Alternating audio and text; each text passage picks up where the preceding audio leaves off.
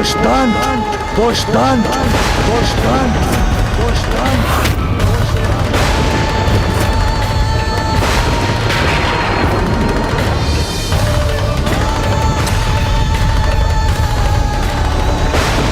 शुष्यस्सु खेषु कालेषु त्यागो अमृत निर्झरा। कहाँ सीखा तुमने? कहाँ सीखा तुमने? किसने बताया तुम्हें?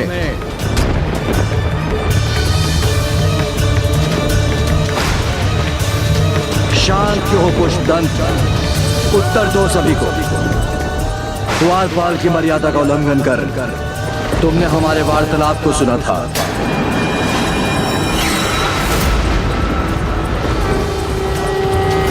एकांत में दंपति की वार्तालाप को गुप्त रूप से सुनना पिशाचों का आचरण है।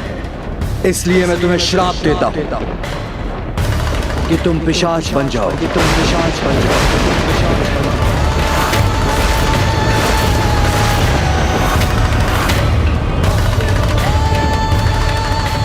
तुम पिशाच बनकर सहस्त्र वर्षों तक काशी में भटकते रहोगे।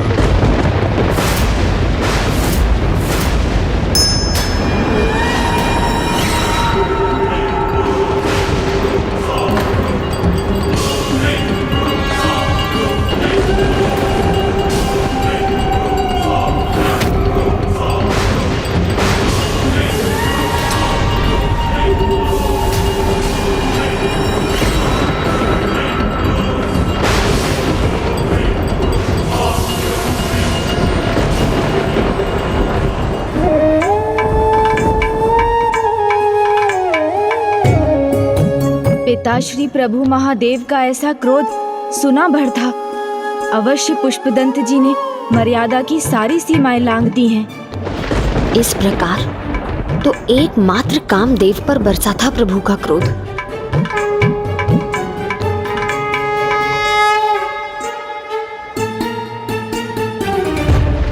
दया कीजिए प्रभु, दया कीजिए, क्षमा कर दीजिए। घोर पाप हुआ है उनसे, मैं जानती हूँ। क्षमा योग्य नहीं है वो, किंतु प्रथम भूल थी उनकी। इसलिए हे दया निधान, क्षमा कर दीजिए उन्हें। आगे से ऐसी भूल कभी नहीं होगी।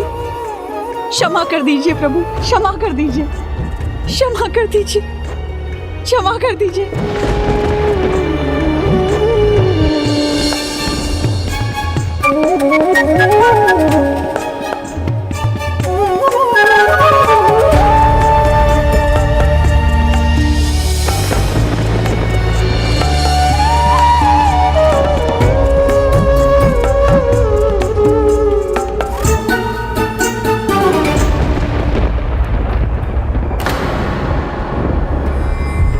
स्वामी,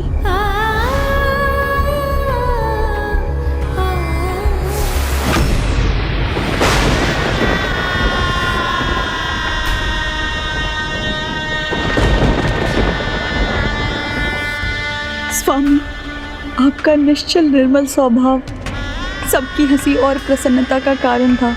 इसी बात पर मुझे आप पर क्रोध भी आता था और हंसी भी। पर अब जब आप चले गए हैं तो मेरी हंसी भी आपके साथ चली जाएगी। एकमात्र आप ही तो थे स्वामी, मुझसे निस्वार्थ प्रेम करने वाले। अब आपके बिना मैं कैसे जीऊंगी?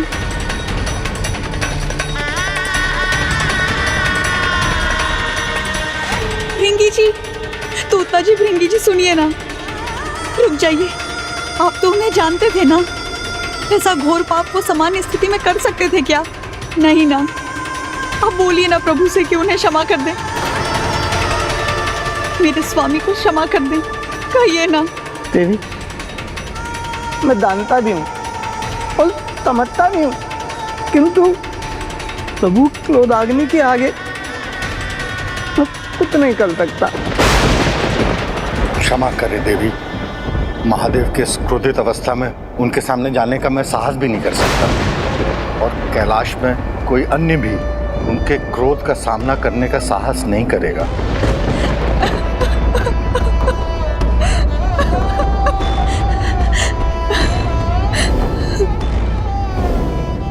पार्वती, प्रभु उन पे क्रोध नहीं करेंगे।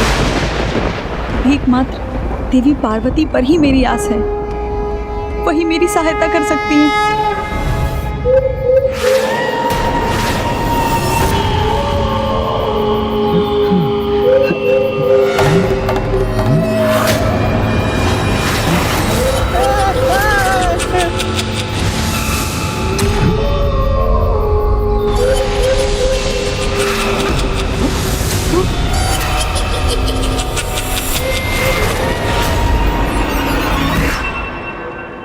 मेरे पति किस अवस्था में होंगे ये ज्ञात नहीं मुझे। कैसी अभागन हूं मैं। हे जगत जननी, दया कीजिए मुझ पर। महादेव का क्रोध आप ही शांत करा सकती हैं। मेरे स्वामी को क्षमा दान दिला दीजिए माता। महादेव आपकी अवश्य सुनेंगे। मेरे स्वामी को क्षमा दान दिला दीजिए।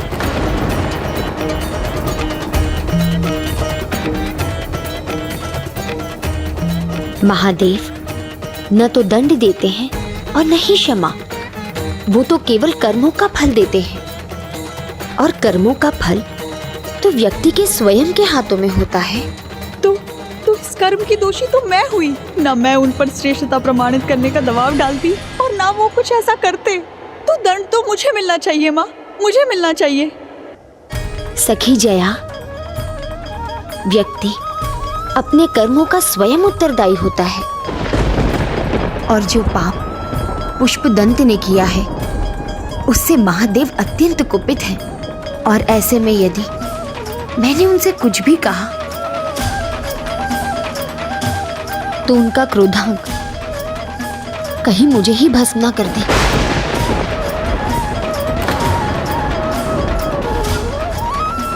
कहाँ जाए ये अभागन, किससे गुहार लगाए।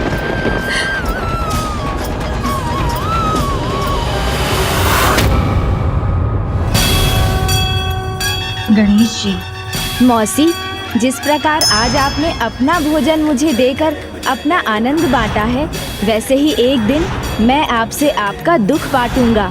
विघ्नहर्ता है वो। उन्होंने वचन दिया था मुझे, तो वो मेरे और मेरे स्वामी के विघ्न को भी अवश्य दूर करेंगे।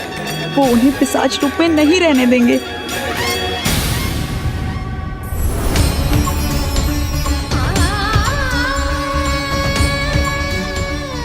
क्षमा करना सखी, तुमने पुत्र गणेश से आस लगाई है, किंतु अब वो चाहकर भी पुष्पदंत को पिशाच योनि से नहीं लौटा सकेगा।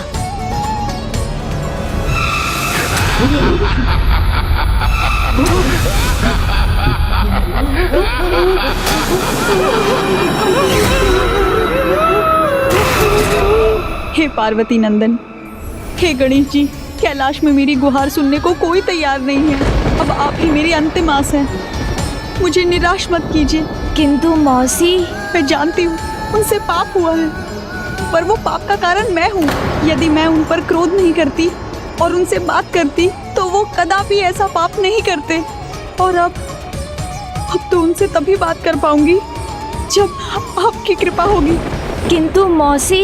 कृपा कीजिए गजानन, माता पार्वती ने भी मेरी प्रार्थना स्वीकार नहीं की है। जब माता ने सहायता नहीं की तो मैं कैसे? संसार के विघ्नहर्ता हैं आप, फिर भी आपके मुख से ना सुन रही हूँ। नहीं नहीं विघ्नहर्ता, अपनी मौसी का विघ्न नहीं हरेंगे आप। आपने तो कहा था मौसी का अर्थ है मासी। क्या अपनी माँ की सहायता नहीं करेंगे आप? मेरे वश में होता तो मैं अवश्य सहायता करता, किंतु परंतु भी सहायता लेनी पड़ रही है आपको। गजानन, आपने मुझे वचन दिया था, याद है आपको, कि आप मेरे दुख में मेरी सहायता करेंगे। तो क्या आप अपना वचन नहीं निभाएंगे? मेरे कठिन समय में मेरा साथ नहीं देंगे? बोलिए गणेश जी, कुछ तो बोलिए। प्रभु, आपके लिए सब कुछ संभव है। या आप मेरे इस दुख को दूर कीजिए, अन्यथा मुझे मौसी कहना छोड़ दीजिए।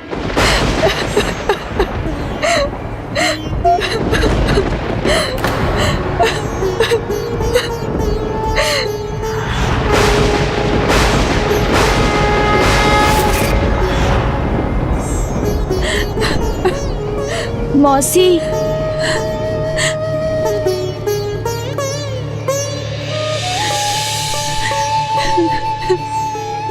चिंता मत कीजिए मौसी, पुत्र का वचन व्यर्थ नहीं होगा।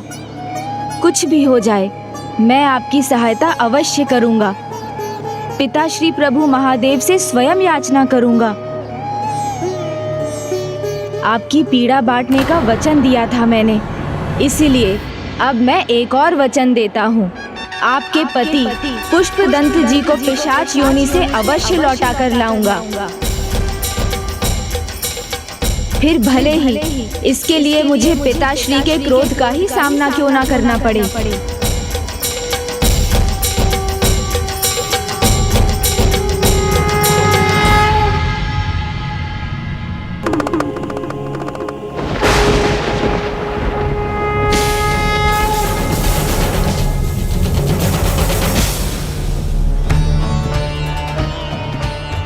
पुत्र गणेश, अभी स्वामी का ध्यान भंग करना उचित नहीं। किंतु मैं मौसी को दिया वचन भंग नहीं कर सकता माता।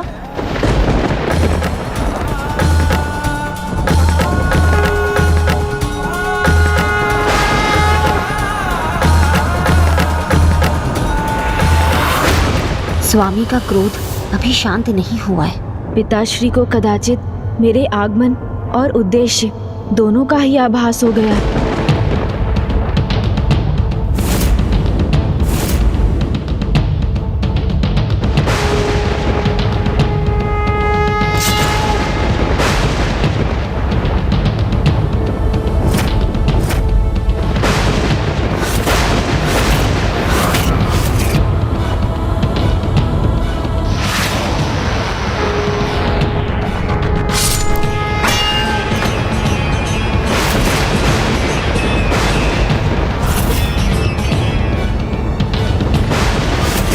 क्षमा कीजिए पिताश्री, मैं वो। आइए ऋषिवर, आपका स्वागत है। ॐ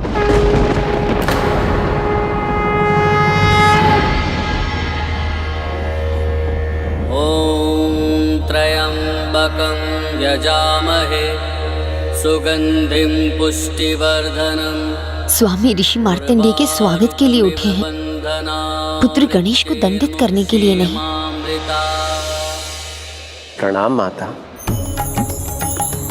हर हर महादेव।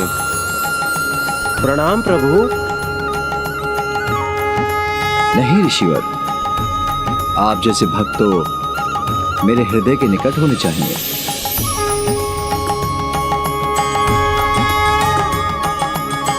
अद्भुत, मैंने पिताश्री को कभी किसी भक्त का ऐसा स्वागत करते नहीं देखा। मैं धन्य हो गया प्रभु। आपका स्वागत है कैलाश में।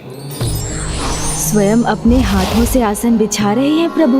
भक्त और भगवान का ऐसा अनूठा मिलन मैंने कभी नहीं देखा। हाँ पुत्र, जो भक्त प्रभु को अत्यंत प्रिय है, उनके स्वागत के लिए इतना ही सम्मान करते हैं भोलेनाथ। प्रिय, ऋषि मार्कंडेय पधारे हैं। पकवान और फल से इनका स्वागत कीजिए। भक्ति भाव से यहाँ आया हूँ प्रभु। आपकी सेवा करना मेरा धर्म है, मेरा कर्तव्य है, मेरा प्रिय कर्म है। अपने आराध्य अपने भगवान से सेवा करवाना नहीं। आनंद तो सेवा में ही है ना ऋषिवर। जो भक्त उसके योग्य हो, उसकी सेवा में भगवान को भी परमानंद की प्राप्ति होती है। मुझे इस आनंद का अनुभव करने दीजिए प्रिय भक्त मार्कंडेय।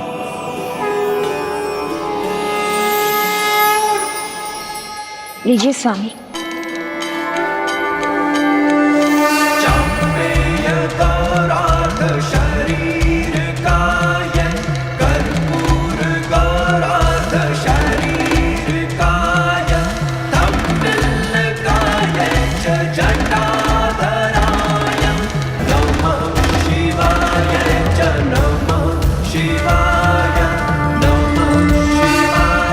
नहीं प्रभु,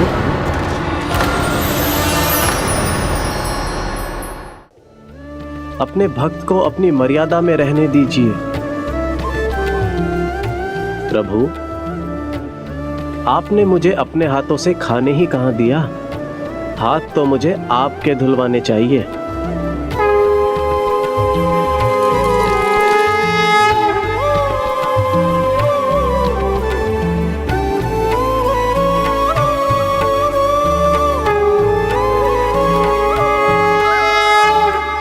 मैं धन्य हुआ प्रभु। अब अपने इस भक्त को अपने भगवान की सेवा का परम आनंद प्राप्त करने दीजिए।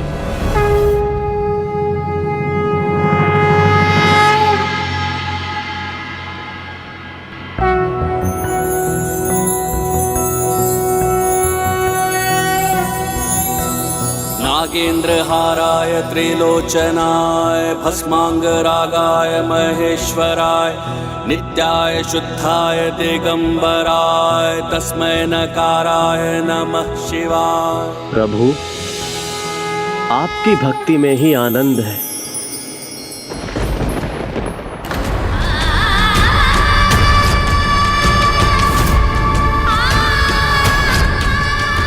भक्ति की मर्यादा भंग कर कैसी भूल कर दी स्वामी ने कि उनके ही आराध्य ने अपने परम भक्त को स्वयं से दूर कर दिया।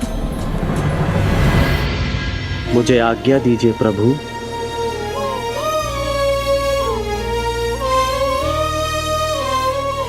ओम नमः शिवाय, ओम नमः शिवाय, ओम नमः शिवाय। पिताश्री, एक भक्त को जब आपकी इतनी कृपा प्राप्त हो सकती है, तो क्या दूसरे भक्त को उसकी भूल के लिए क्षमादान नहीं मिल सकता?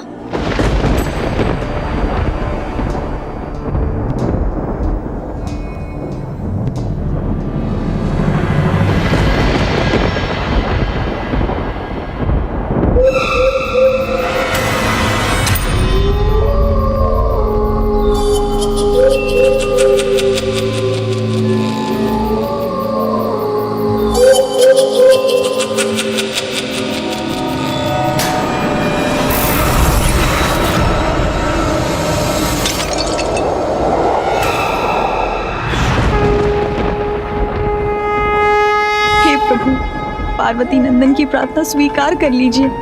उन्हें अपने क्रोध का भागी नहीं बनाइएगा।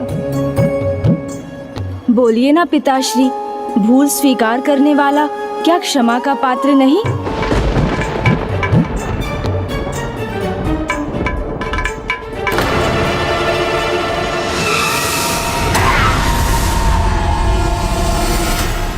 किसी महापापी को भी सुधरने का एक अवसर मिलता है पिताश्री, तो फिर एक भक्त को अपनी भूल सुधारने का अवसर क्यों नहीं मिल सकता?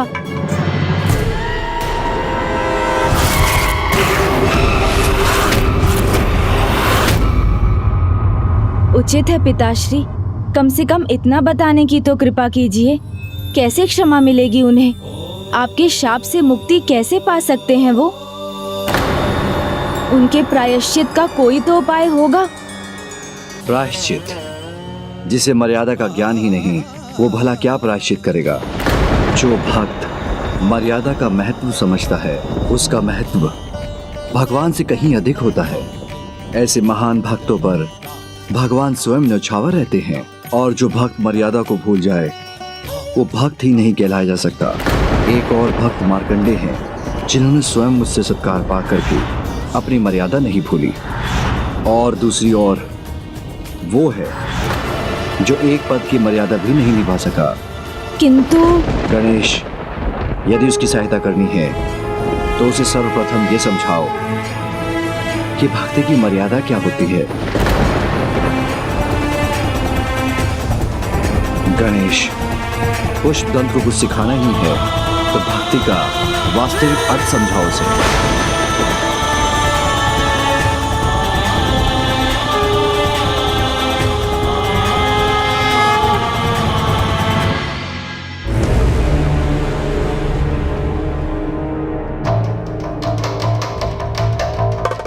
गणेश जी, आपने प्रयास किया, ये मेरे लिए बहुत है, किंतु आप निराश मत होइए।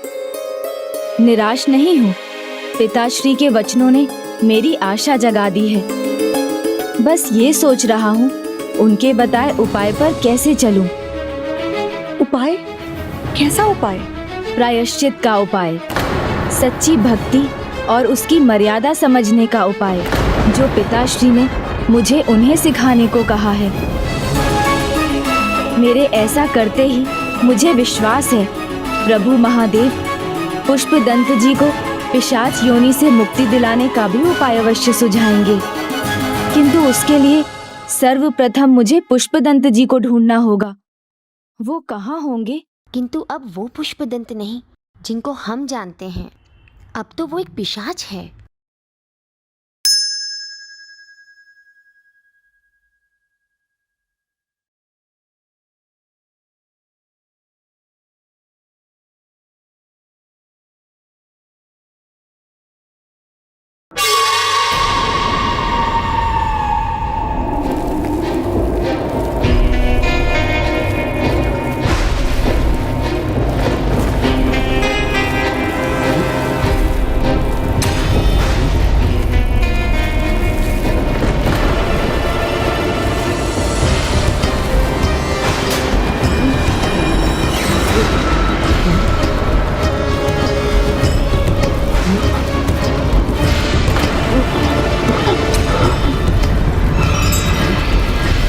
स्वर्ण मुद्रा, एक और स्वर्ण मुद्रा। हाँ?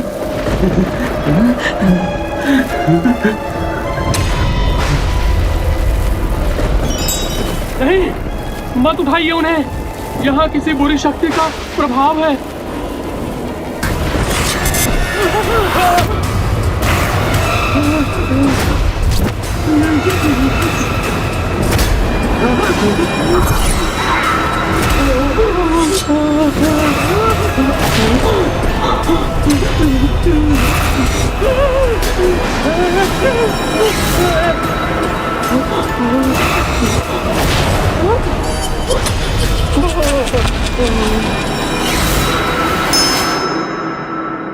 गणेश जी, तो फिर अपने साथ आप मुझे ले चलिए।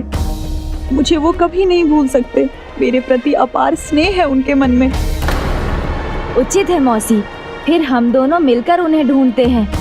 किंतु गणेश जी, हम उन्हें कहाँ ढूंढेंगे?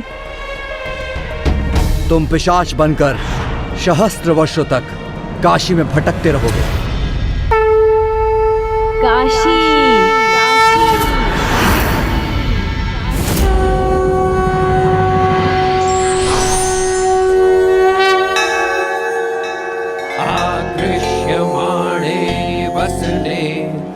हर हर महादेव। तद्रूपम परम वस्त्रम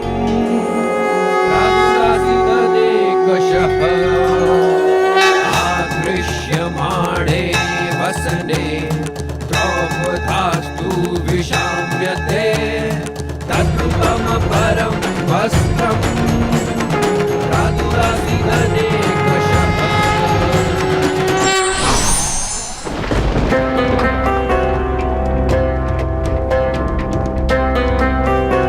नहीं, पुष्पदंत जी यहाँ नहीं है।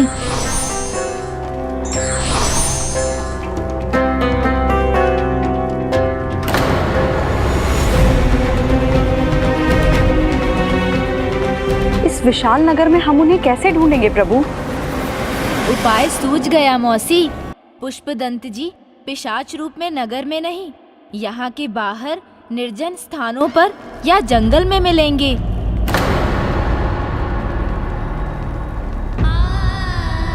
क्षमा करना मौसी, उन्हें अभी पिशाच बुलाने का खेद है मुझे, किंतु ये भूल कर नहीं, अपितु याद रखकर ही उन्हें ढूंढा जा सकता है।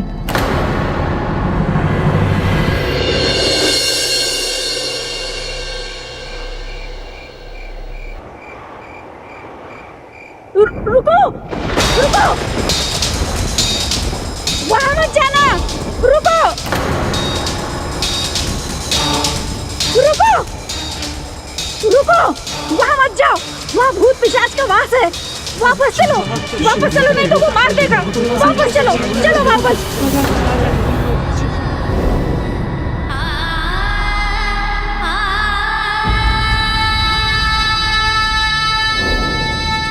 जो व्यक्ति सदैव दूसरों को हंसाने के लिए तत्पर रहता था, आज उसके भय के कारण लोग उसकी तरफ देखना तक नहीं चाहते। मौसी, पिशाच योनि से उन्हें शीघ्र मुक्त कराएंगे हम, किंतु उसके लिए सबसे पहले उन्हें ढूंढना होगा। आइए।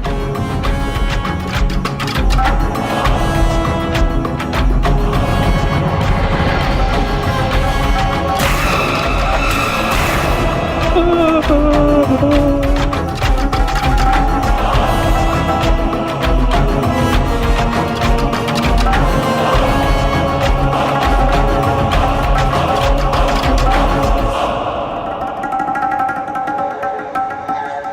सब क्या है गणेश जी?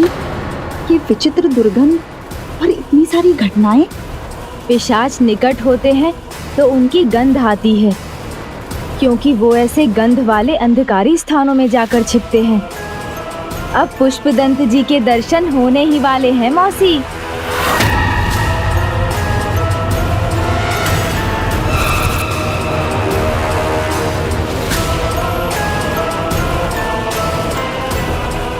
श्रेष्ठ होने के लिए बल नहीं, बुद्धि आवश्यक है।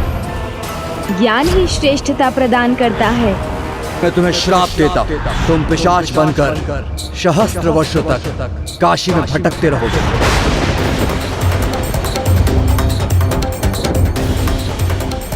इनके इस सुझाव के कारण दंड मिला मुझे। अब ये क्यों आए हैं अब यहाँ? अब हम बहुत निकट हैं। वो जैसे ही मिलेंगे हम उन्हें पिशाच योनि से मुक्त कराकर दोबारा पुष्पदंत जी बनने में सहायता करेंगे। सहायता? कैसी सहायता? मैं अच्छा हूँ, सब आनंद है, नहीं चाहिए कोई सहायता। मैं जो हूँ सो हूँ। पति हैं मेरे, मुझसे बहुत प्रेम करते हैं। मुझे देखेंगे ना तो मेरी ओर खींचे चले आएंगे, ये विश्वास है मुझे। मैं चाहती हूँ आप सबसे श्रेष्ठ बने, सबसे बुद्धिमान बने। पत्नी प्रेम? ये कौन है? मैं किसी का कोई नहीं है। पुष्पदंत जी, पुष्पदंत जी, सामने आइए पुष्पदंत जी। हम पिशाच योनि से मुक्ति दिलवाने में आपकी सहायता करने आए हैं। सहायता? कैसी सहायता? मैंने कहा ना, मुझे कोई सहायता नहीं चाहिए। समझ नहीं आता आपको? ढूंढ भी नहीं पाओगे मुझे तुम।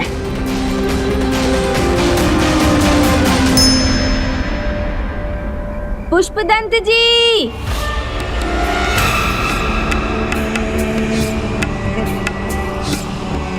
पुष्पदंत जी,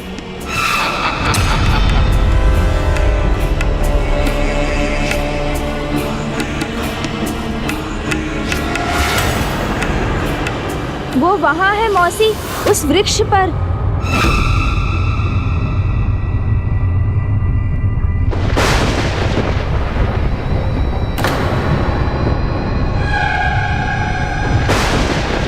वो वहाँ है।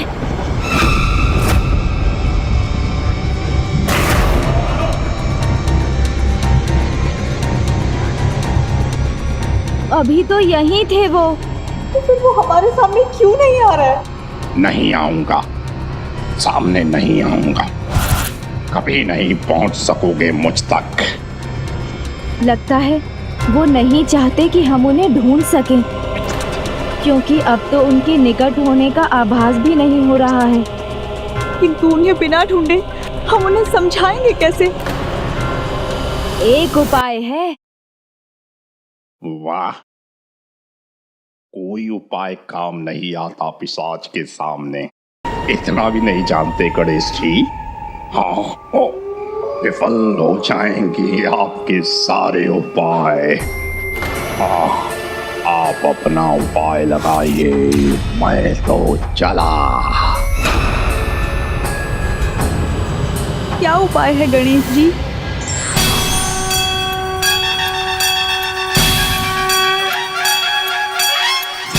अब मैं नहीं ढूंढूंगा उन्हें, वो तो स्वयं आएंगे मेरे पास। किंतु वो कैसे गणेश जी? उनका आखेट बनूंगा मैं। जैसे वो दूसरों पर हमला करते हैं, वैसे ही वो मुझ पर भी हमला करेंगे। तब मैं उन्हें पकड़कर आपके पास ले आऊंगा। मेरे पास? अर्थात मैं अभी आपके साथ नहीं चलूंगी? नहीं मौसी, आप जिस भी रूप में उनके पास जाएंगी, वो तो आपको अवश्य पहचान लेंगे। किंतु प्रभु, अगर आप उन्हें ले भी आए और वो भाग गए तो? आप चुटकी भर सिंदूर ढूंढ कर रख लीजिए, वो यहाँ किसी वृक्ष के पास या छोटे मंदिर में मिल जाएगा।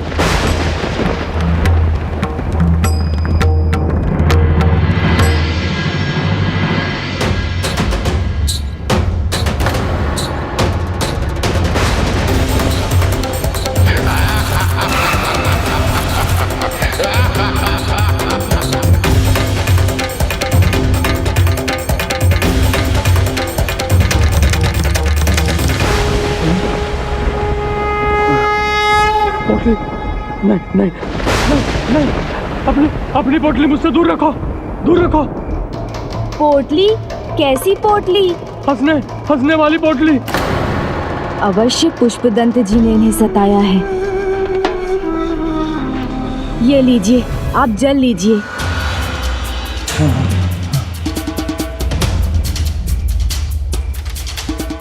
क्या हुआ? लगता है कि आपके सामने पिशाच आया था मेरे सामने। फिर क्या हुआ, बताइए ना। फिर मैं प्रभु का पुजारी हूँ, काशी प्रभु के दर्शन के लिए आया था। दर्शन तो हो गए, किंतु जब लौट रहा था तब मार्ग में मुझे सोने की मुद्रा दिखी। मैं उसे उठाने के लिए झुका तो वो एक मुद्रा ढेर सारी मुद्राओं में परिवर्तित हो गई। चमत्कार। धन का लालच बुरा होता है, ये तो पता है मुझे, किंतु पापी मन प्रभु भक्तों को भी भ्रमित कर देता है। बस लालच में उलझ गया। मुझे लगा प्रभु ने मुझ पर कृपा की है। वो स्वर्ण मुद्राएं बहुमूल्य आभूषणों में परिवर्तित हो गए और फिर वहां असंख्य आभूषण दिखाई देने लगे। क्या करूं? कैसे लेके जाऊं इतना? चमत्कार। किंतु वो चमत्कार कुछ नहीं था, क्योंकि मैंने कपड़े की पोटली बनाई तो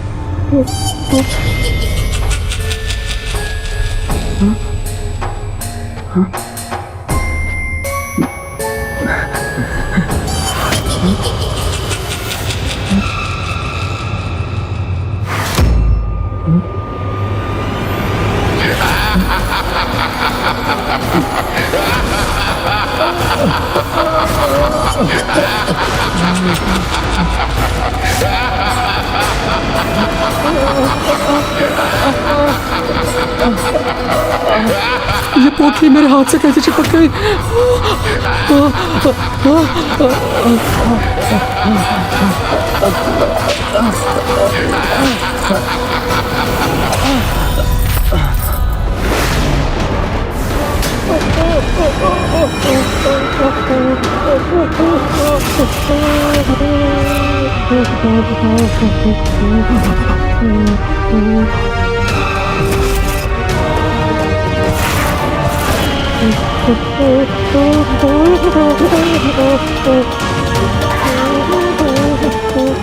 लगता है तुम्हें मेरी सहायता की आवश्यकता है। फिर क्या हुआ? फिर क्या महाराज, फिर मैं मूर्छित हो गया। अच्छा, तो आपकी ही चीख की आवाज सुनाई दी थी मुझे। किंतु वो स्वर्ण मुद्राएं आपको कहाँ दिखाई दी थी? यहाँ से कुछ दूरी पर उस वृक्ष के पास। लालच में मत पड़ना महाराज, भ्रम है वो, मुद्रा नहीं। पिशाच का माया जाल है वो। अब तो उस पिशाच के दर्शन करने ही होंगे मुझे। जाना है तो जाइए, किंतु कह देता हूँ मैं आपकी चीख सुनकर नहीं आऊंगा। बहुत भयानक है वो पिशाच। अब मैं निश्चिंत होकर किसी और को सताऊंगा। नागेन्द्रहाराय त्रिलोचनाय भस्मांगरागाय महेश्वराय नित्याय शुद्धाय दिगंबराय तस्मै नकाराय नमः शिवाय। बिल्कुल योग्य है ये सताने की। अभी इसका भजन बुलवा दूंगा मैं।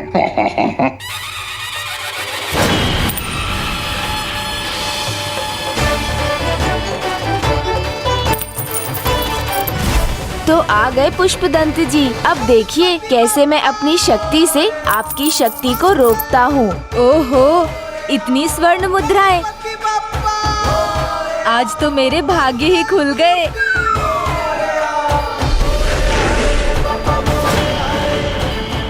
नहीं नहीं, भ्रम हुआ था मुझे। भाग्य नहीं खुले हैं मेरे। स्वर्ण मुद्राएं नहीं, मात्र कंकड़ पत्थर हैं ये। असंभव, ये कैसे हो गया?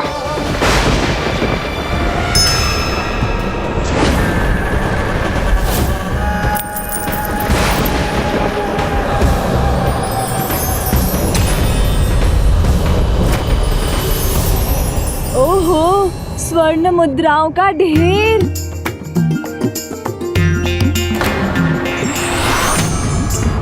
बार बार भ्रम ही हो रहा है मुझे। मात्र कंकड़ पत्थर का ढेर है ये।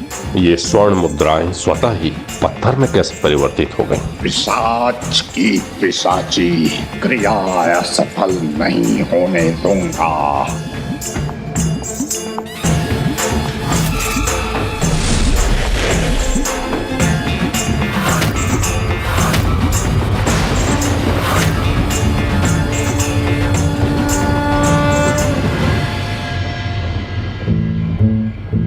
इस बार तो कोई भ्रम नहीं हुआ है मुझे। ये तो वास्तव में स्वर्ण आभूषण है, किंतु मैं इन्हें लेकर कैसे जाऊं? अब नहीं बचेगा ये। ओहो, पोटली बनाने के लिए वस्त्र भी मिल गया।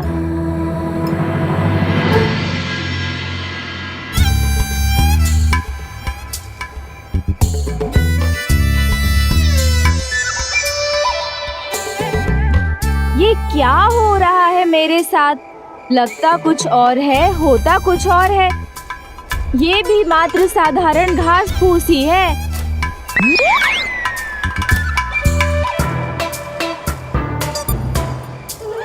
दुष्ट, ये स्वर्ण आभूषण तुझे घास फूस दिखाई दे रहे हैं? अपनी दृष्टि सुधार।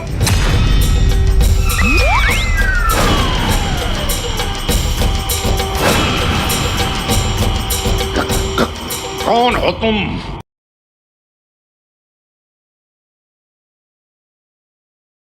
पुष्पदंत जी, क्या लगा था आपको?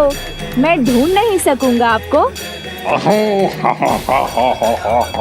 ढूंढ तो लिया गणेश जी, पर पकड़ोगे कैसे?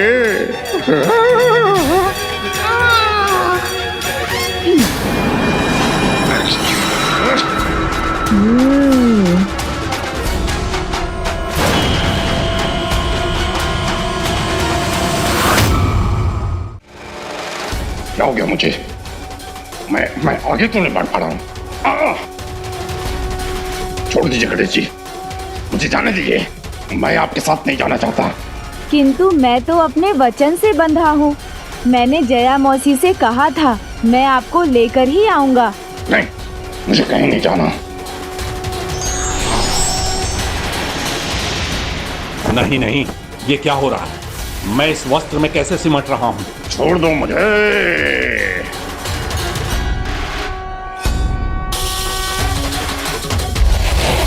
छोड़ दो मुझे गणेश जी, मैं कहीं नहीं जाना चाहता। अब तो आपको चलना ही होगा पुष्पदंत जी।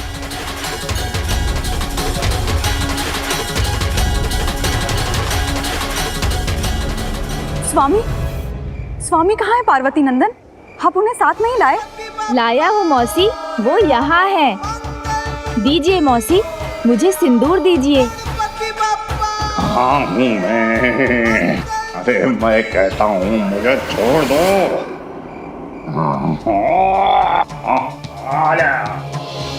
सिंदूर वर्णं द्विभुजं गणेशं लंबोदरं पद्मदले निविष्टं।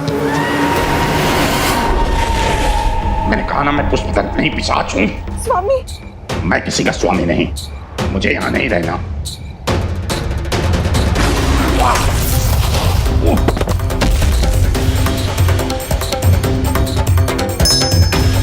सिंदूर के इस अभिमंत्रित घेरे से बाहर निकलना असंभव है आपके लिए पुष्पदंत जी। हम आपको ले जाने के लिए आए हैं, तो आप दूर क्यों भागना चाहते हैं? क्योंकि मुझे कहीं नहीं लौटना। बहुत आनंद आ रहा है मुझे अपने इस रूप में। किंतु हमें भगवान शिव का आदेश है। उन्होंने हमें आपको भक्त की मर्यादा सिखाने भेजा है। संभव है अवश्य प्रभु महादेव के आदेश के पीछे कोई बड़ा उद्देश्य है। अच्छा, आप कैसे सिखाएंगे भक्त की मर्यादा मुझे? धार्मिक कथाओं का पाठ कर, धार्मिक कथाओं का पाठ कर।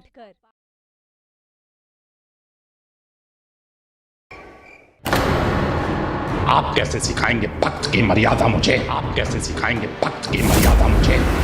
धार्मिक कथाओं का पाठ कर। लो सुन लो, कथा सुनकर मुक्ति मिलेगी। कैसा प्रयास है ये? परिहास नहीं, विश्वास है स्वामी। आशा और विश्वास से तो पर्वत भी डिगाए जा सकते हैं। कितनी बार कहना होगा तुझे, मैं किसी का स्वामी वामी नहीं हूँ, मैं पिशाच हूँ।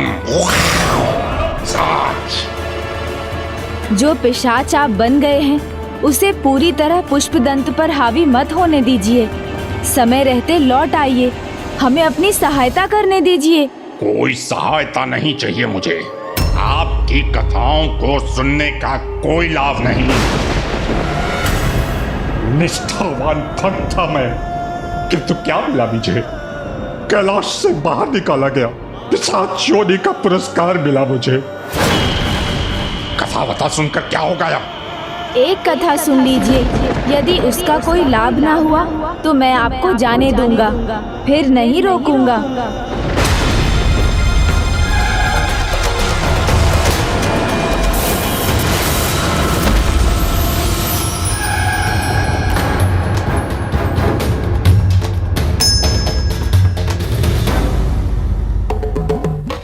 उचित है, फिर सुनाइए।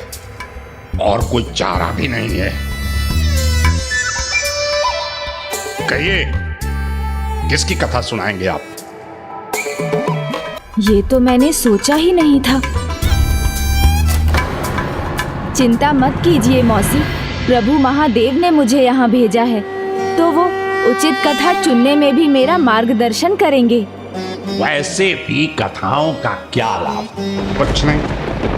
आज तक कभी किसी कथा कहानी से मुक्ति मिली है किसी को? भलाई हुई है किसी की?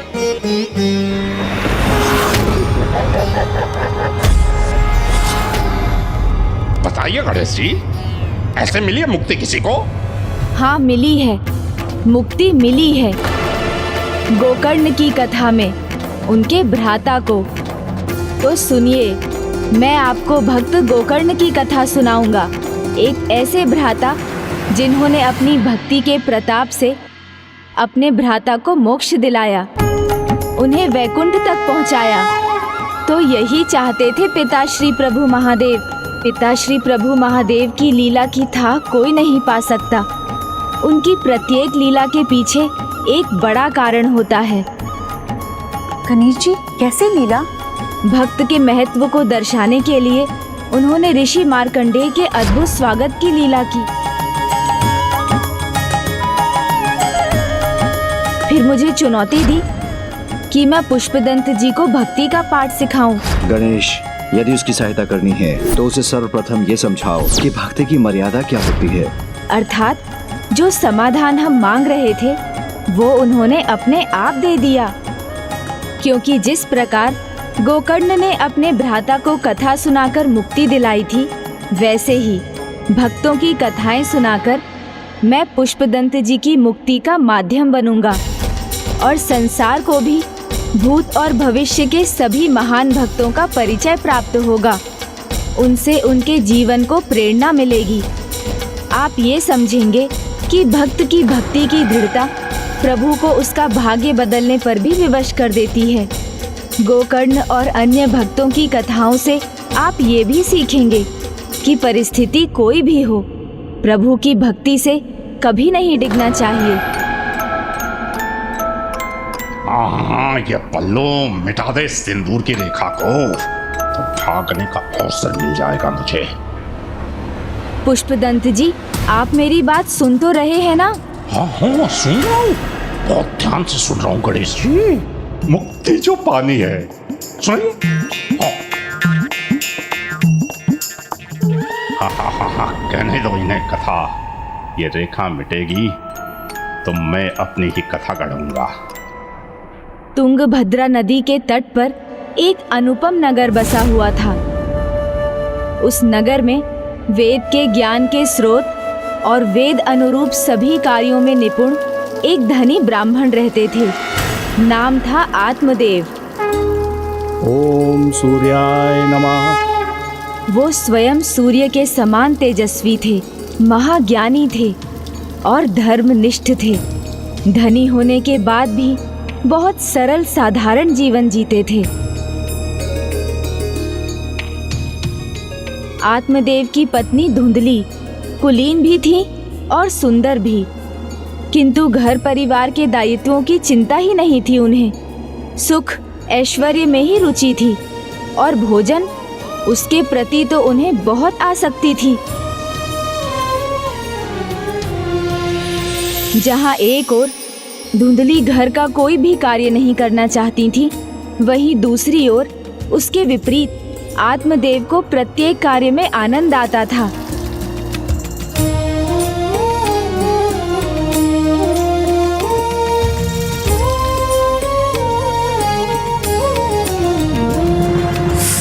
ओह, ये भोर में कैसा अपशगुन हो गया। ये किसका मुख देख लिया मैंने। आज का दिन फिर अशुभ हो गया। कितनी बार समझाया है तुम्हें कि सुबह सुबह अपना मुखड़ा मत दिखाया करो। मैं तो पौधों को खाद दे रहा था। कोई लाभ नहीं है खाद देने का। ना तो तुम्हारे पौधों में फूल आते हैं, ना तुम्हारी गौ को बछड़ा होता है, और ना ही तुम्हें कोई संतान होती है। तुम्हारे तो मुख पर ही दुर्भाग्य लिखा हुआ है आत्मदेव।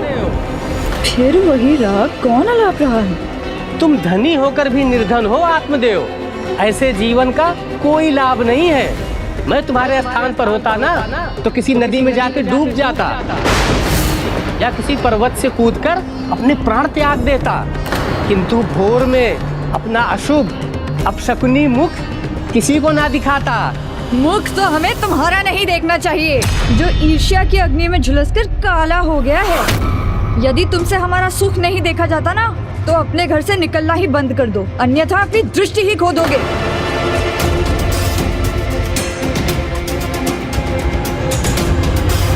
शांत हो जाओ भाग्यवान। हमारे ही भाग्य अच्छे नहीं है, फिर किसी और को कुछ कहने से क्या होगा। अपने आप को दोष देकर मुझे और क्रोध मत दिलाइए, मुझे और भी काम है। पड़ोसी के शब्दों का प्रभाव धुंधली पर तो नहीं हुआ, किंतु उन कटु शब्दों के बाण आत्मदेव के हृदय को बींध गए।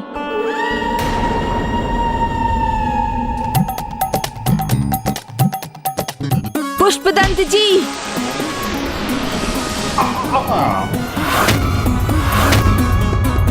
सुन तो रहा हूँ गणेश जी, आप मार क्यों रहे हैं? तो ध्यान से सुनिए।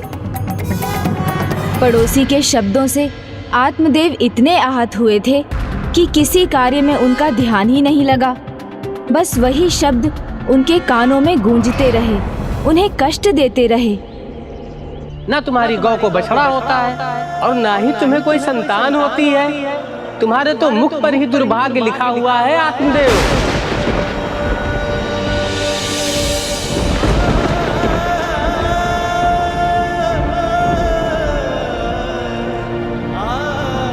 कितनी बार समझाया है तुम्हें कि सुबह सुबह अपना मुखड़ा मत दिखाया करो। तुम धनी होकर भी निर्धन हो आत्मदेव। मैं तुम्हारे स्थान पर होता ना तो किसी नदी में जाकर डूब जाता। बस हो गया भोजन।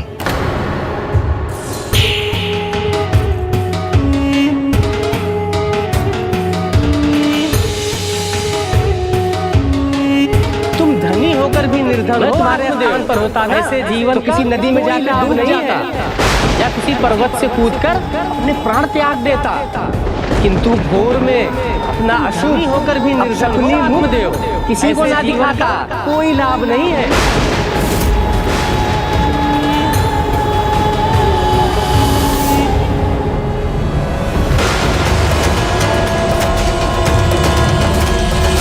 रुकिए ब्राह्मण देवता, रुकिए ब्राह्मण देवता, रुकिए ब्राह्मण देवता, ये आप क्या करने जा रहे हैं? आप जैसे सुविचारी के मन में ऐसा कुविचार आना भी अधर्म है, पाप है। दुख चाहे कुछ भी हो, किंतु आपके तन, मन और आत्मा इतने पवित्र है कि वो इस परिणाम के योग्य नहीं है। फिर मैं किस योग्य हूँ ऋषिवर?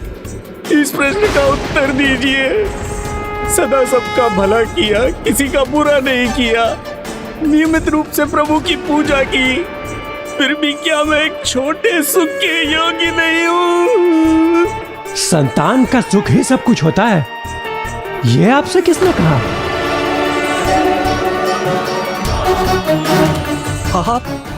आप अवश्य कोई बहुत बड़े धर्मात्मा हैं, जो मेरे बिना कहे ही मेरे मन की व्यथा जान गए। तो आप ये भी जानते होंगे कि मुझे संतान का सुख मिलेगा या नहीं? अवश्य, भविष्य के संकेत पढ़ने दीजिए मुझे।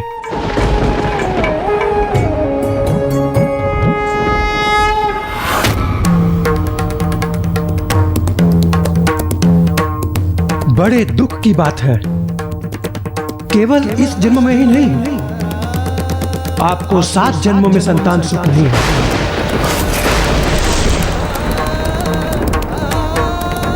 ब्राह्मण देव, मानव जीवन से बड़ा सुख और कोई नहीं है। यह तो ईश्वर की असीम कृपा का फल है। इस जीवन का अपमान स्वयं ईश्वर का अपमान है। इसलिए प्रभु भक्ति कर अपने मानव जीवन को सार्थक कीजिए। आप उदास अशांत चित्त से अपना मन प्रभु भक्ति में कैसे लगाऊं? संतान के अभाव में मैं शांति नहीं पा सकूंगा ऋषिवर, नहीं पा सकूंगा। शांति? शांति संतान नहीं, भक्ति और श्रद्धा देती है। लेकिन ऋषिवर, संतान बिना जीवन में प्रसन्नता कहाँ? प्रसन्नता संतान नहीं, संतुष्टि से आती है। तो संतोष कैसे करूं, ये जानकर कि मेरे अंत के बाद मेरी स्मृति रखने वाला कोई नहीं, मेरा तो नाम ही मिट जाएगा। नाम?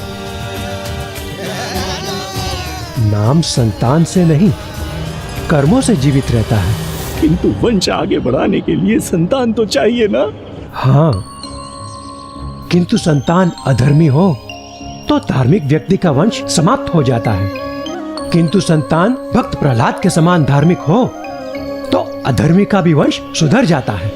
इसलिए वंश भी संतान से नहीं, अच्छे विचारों से ही आगे बढ़ता है। किंतु ऋषिवर, मान्यता तो यही है ना कि संतान बिना श्राद्ध नहीं, पिंडदान नहीं, मुक्ति नहीं। नहीं वत्स, ये सत्य नहीं है।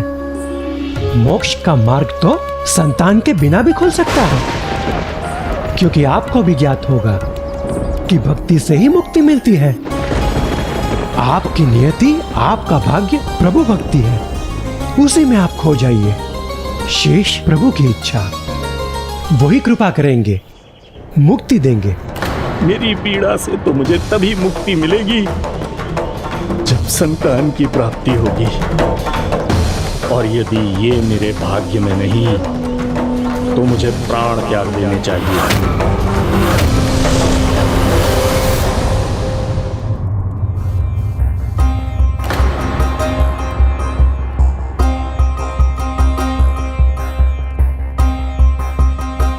लगता है आज शीघ्र ही निकल गए स्वामी। चलो अच्छा है, उनके लौटने तक मुझे विश्राम करने का थोड़ा और अवसर मिल जाएगा।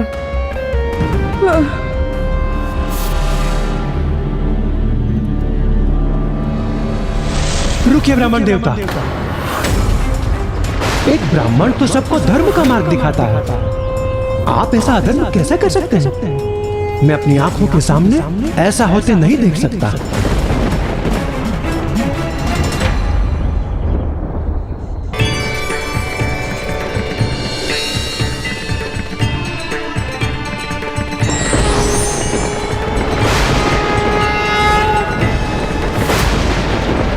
आपके हट ने मुझे विवश कर दिया कि मैं विधि के विपरीत जाकर ये फल आपको दे रहा हूं। आप इसे अपनी पत्नी को खिला दें, संतान प्राप्ति अवश्य होगी।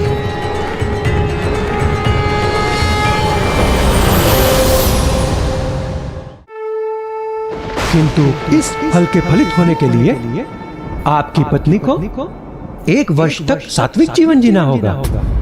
सत्य, शौच, दान, दया का पालन करना होगा।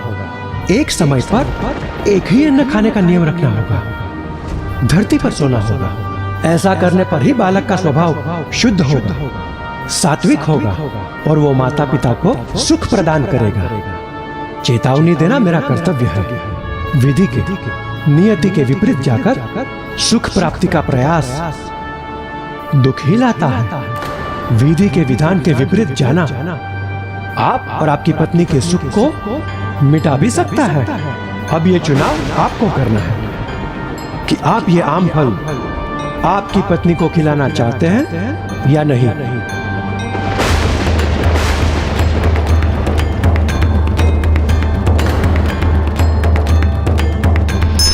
तो क्या इतनी कड़ी चेतावनी के बाद भी आत्मदेव ने वो फल अपनी पत्नी को दे दिया?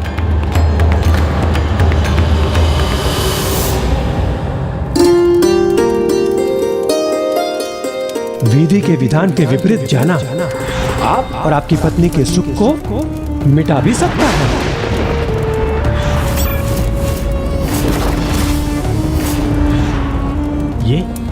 ये क्या देखा मैंने? ये कैसे संभव है? नियति के विपरीत जाकर सुख प्राप्ति का प्रयास दुख ही लाता है। अरे स्वामी, आप कहाँ चले गए थे इतने शीघ्र? तो नहीं दिया ना वो फल आत्मदेव ने अपनी पत्नी को? हाँ, किंतु फिर उन्होंने अपना निर्णय बदल लिया। फिर कुछ और ही हो गया। देखिए स्वामी, कौन आया है? ओहो, खुश रहो, बैठो बैठो बैठो। ये ले छुटकी, हलवा खा। स्वामी, ये पुनः माँ बनने वाली है। ये ससुराल से मायके जा रही थी। मैंने कहा 1-2 दिन यहीं रुक जा। अच्छा किया ना? बहुत अच्छा किया। 1-2 दिन रहेगी वो हमारे साथ। हाँ हाँ, बहुत आनंद आएगा मुझे भी और इस अतिथि को भी। दीदी के हाथ का ये विशेष भोजन हलवा खाकर। जीजाजी, मेरा अर्थ है कि मैं और मेरी होने वाली संतान को बहुत ध्यान रखना होता है इसका, पर इसमें भी बड़ा आनंद है। माता पिता बनने से अधिक बड़ा कोई और सुख कहाँ है? तो ये सुख तो मुझे भी मिल सकता है।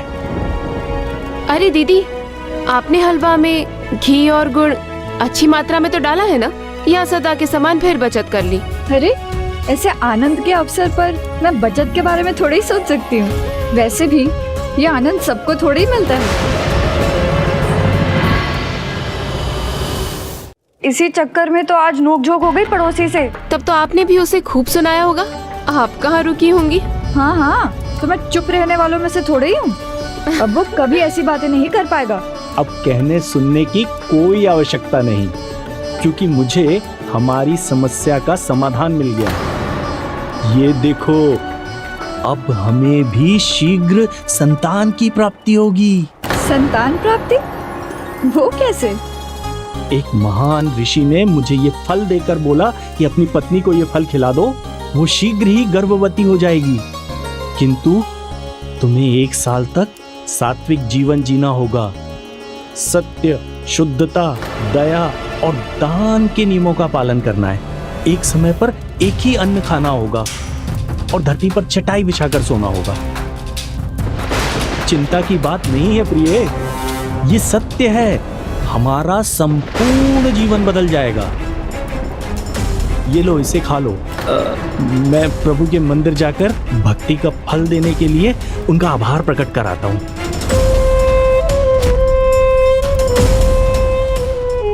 तो क्या धुल्ली सात्विक जीवन जीने के लिए तैयार हो गई? अब आनंद आएगा। बस एक पवन का झोंका और फिर खुल जाएगा मेरा मार्ग। इस बार ऐसा छिपूंगा कोई नहीं ढूंढ सकेगा मुझे। बस तब तक गणेश जी का ध्यान बटा रहे। हाँ हाँ बताइए ना प्रभु, फिर क्या हुआ? आत्मदेव संतान प्राप्ति के विचार से बहुत प्रसन्न थे, किंतु धुंधली, उनका मन तो अनेक चिंताओं से भरा था। उन्हें तो जैसे सांप सूंघ गया था। क्या हुआ दीदी? सात्विक जीवन का अर्थ समझती हो तुम? ना चटपटा भोजन होगा, ना कोमल शैया। मैं जीऊंगी कैसे? नया जीवन संसार में लाना है, संतान सुख पाना है, तो अपने ऊपर तो इतना संयम रखना पड़ेगा ना दीदी। इतना त्याग तो करना पड़ेगा। एक नहीं, अनेक त्याग। हाँ दीदी, करना पड़ता है। ऐसे कष्टों को मुस्कुराकर सहना पड़ता है। कष्ट, पीड़ा, अपार पीड़ा सहनी होती है। पीड़, सारे सुख भूलने पड़ते हैं, लेकिन ये सब कुछ इतना सरल नहीं है दीदी। पर तुमने तो कहा था कि माता पिता बनना बहुत आनंददायक होता है।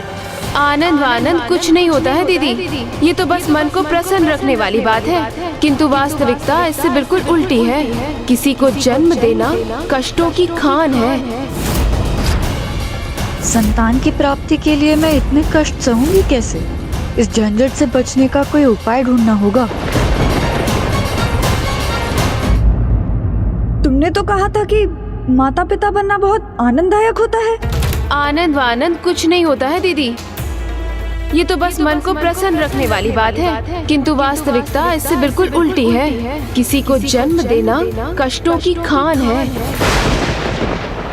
देखो ना दीदी, गर्भवती होते ही स्त्री का चलना फिरना कठिन हो जाता है। उल्टियाँ होती हैं, जी मिचलाता है, शरीर बिगड़ जाता है। और प्रसव काल के समय की पीड़ा, ओहो हो, असहनीय, सर्वथा असहनीय। और भय, वो अलग। कहीं शुकदेव के समान शिशु गर्भ में ही वर्षों तक ना रह जाए। और दीदी, प्रसव काल के समय जच्चा और बच्चा दोनों के ऊपर मृत्यु मंडराती है।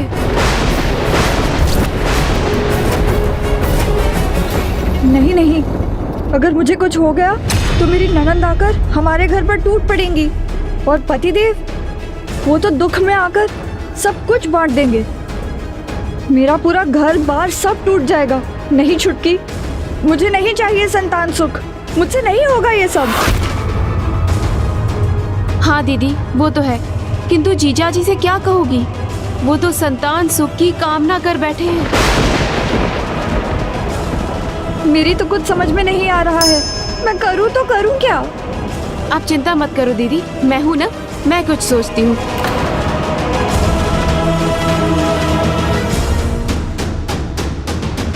कहीं शुकदेव के समान शिशु गर्भ में ही वर्षों तक ना रह जाए।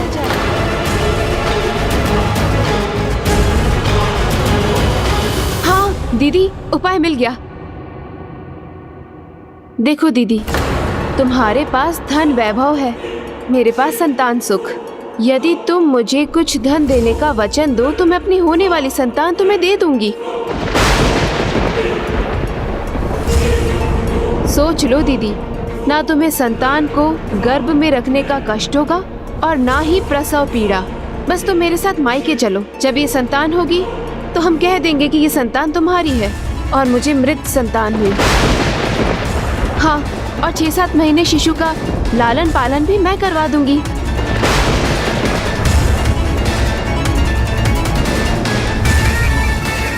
योजना तो अच्छी है, किंतु हमारे पतियों को इसकी भनक नहीं लगनी चाहिए।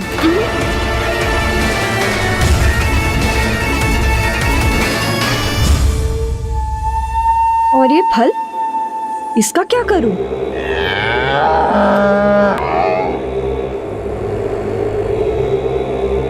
दीदी, ये आम अपनी गौ माता को खिला दो। हाँ हाँ, गौ माता को खिला देती हूँ। योजना हो तो ऐसी हो। तो क्या उन दोनों ने उस योजना पर अमल भी किया और वो फल गौ को खिला दिया धुंधली ने? निर्णय लेने के बाद धुंधली ने अधिक सोच विचार नहीं किया।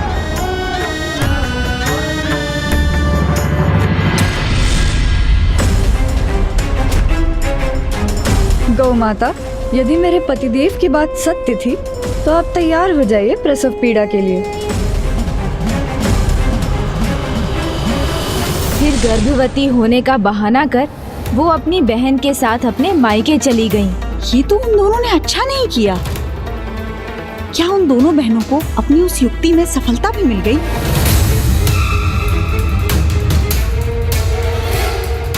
वो प्रतीक्षा के दिन और रात आत्मदेव के लिए बहुत लंबे भी थे और आनंददायक भी। पिता बनने के ही स्वप्न देखते और अपनी होने वाली संतान के लिए पालना और अन्य खिलौने बनाने में ही सारा समय लगाते।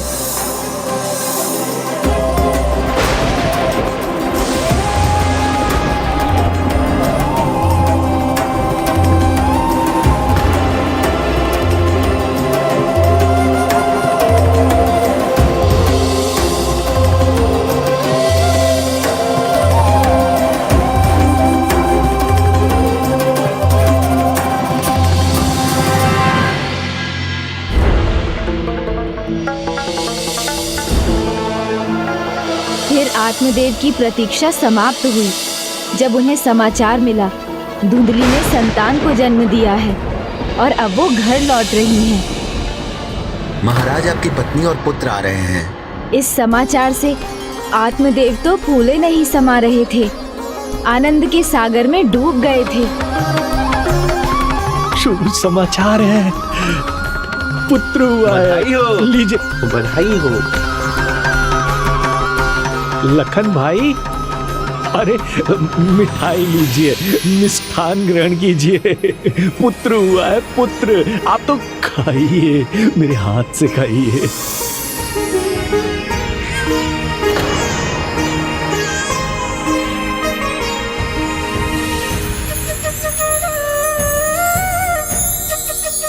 स्वामी, लीजिए, मिलिए अपने पुत्र से। मेरा पुत्र, मेरा पुत्र। किंतु स्वामी, इस शुभ समाचार के साथ एक दुखद समाचार भी है। वो क्या? वो जीवित नहीं था, छुटकी का शिशु।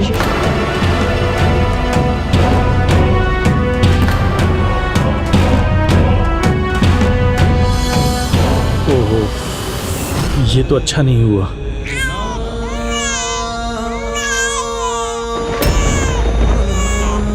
ये हमारा पुत्र रो क्यों रहा है? नहीं, मुझे दीजिए। इतना रोना तो उचित नहीं है, कैसे इसको शांत कराएं? भूख लगी होगी। स्वामी, एक बुरा समाचार और भी है। क्या? और बुरा क्या हुआ है? मैं माँ तो बन गई, किंतु मैं अपने बच्चे को दुग्धपान नहीं करा सकती। पर भले ही इसका बच्चा ना रहा हो, ये हमारे बच्चे को दुग्धपान करा सकती है और कुछ समय तक इसके लालन पालन में मेरी सहायता भी कर देगी।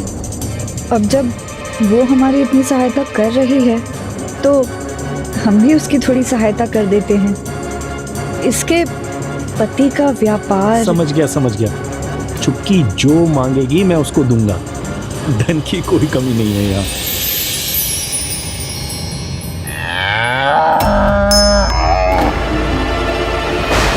गौ माता?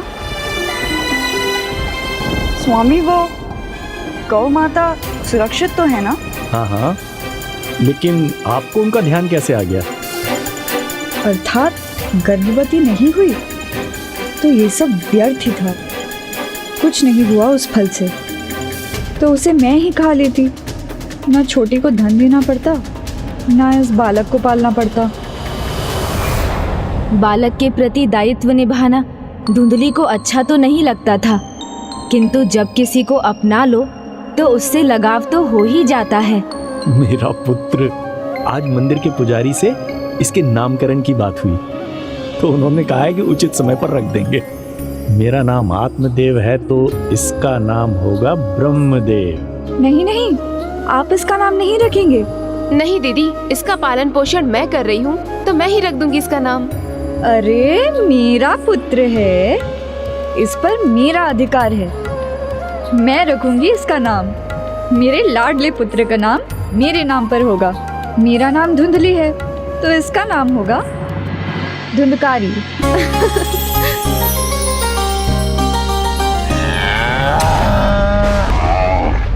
ये गौ माता को क्या हुआ?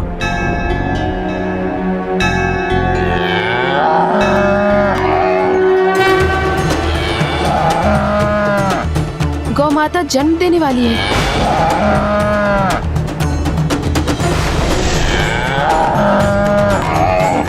मैं गर्म जल की व्यवस्था करती हूँ।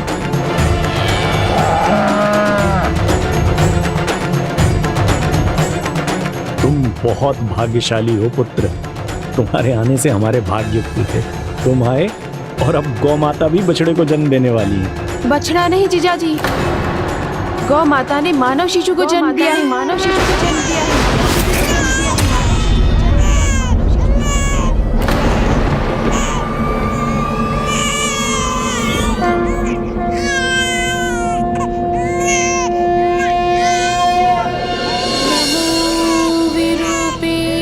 अद्भुत, आश्चर्य, मनुष्य का शरीर और गौ माता के कान।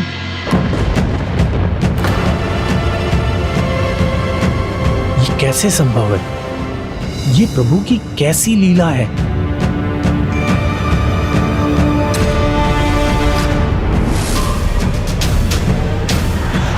कहीं स्वामी पर हमारा रहस्य खुल ना जाए।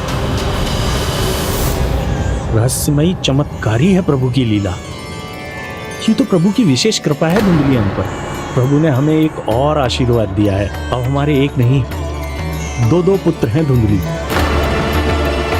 ऋषिवर ने जो फल दिया है उसके वरदान के समान सुफल मिला है। धुंधकारी के साथ इसे भी पालेंगे हम। इस दिव्य बालक के कर्ण गौ के समान हैं, तो इसका नाम होगा गोकर्ण। गोकर्ण।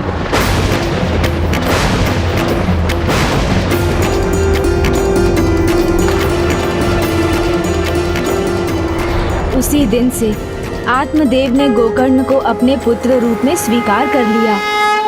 फिर धुंधली, क्या उन्होंने भी गोकर्ण को पुत्र रूप में स्वीकार किया? और क्या छुटकी अपने पुत्र को उनके पास छोड़ सकी? नहीं। तो फिर धुंधली के कहने पर छुटकी धुंधकारी के लालन पालन के लिए वहीं रुक गई और ऐसे ही कुछ वर्ष बीत गए। फिर गणेश जी? फिर धीरे धीरे धुंधली के मन में भी धुंधकारी के लिए ममता जागने लगी और जैसे जैसे वो दोनों शिशु बढ़ने लगे, ये ममता भी बढ़ने लगी और फिर कुछ और घटित होने वाला था।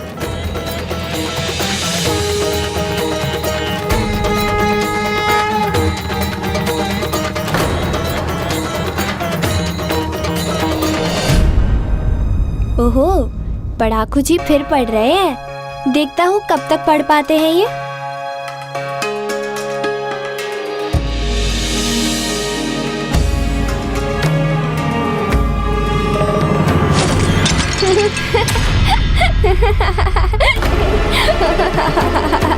देखा?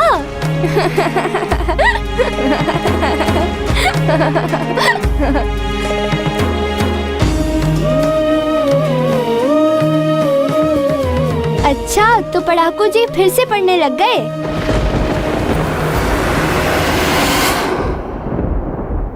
पुत्र देखो, मैंने तुम्हारे लिए कितना स्वादिष्ट हलवा। लो पुत्र, खीर खाओ, मैंने बनाई है।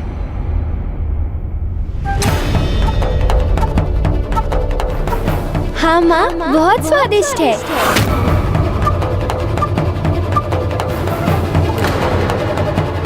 पुत्र, कितनी बार कहा है तुमसे मैंने, ये तुम्हारी मौसी है। माँ मैं हूँ। चलो हटो छुटकी। पुत्र, ये खीर छोड़ो, हलवा खाओ। तुम्हें बहुत प्रिय है ना? माँ आपने मेरे लिए हलवा बनाया है। आप ही मेरी सच्ची माँ हो।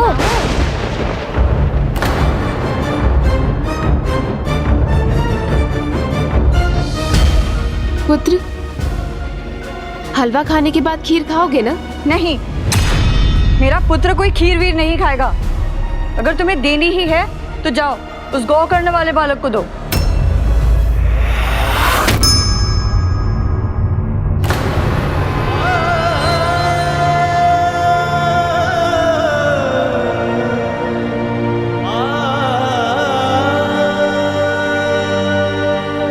लो, खाने का मन हो तो खा लेना।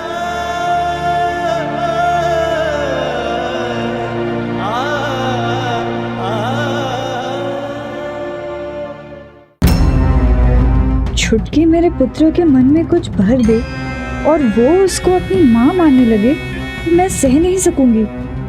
मुझे कुछ करना होगा। छुटकी, मुझे जो चाहिए था वो मुझे मिल गया और तुम्हें भी मेरे पति से धन मिल गया है। अब तुम्हें जाना चाहिए।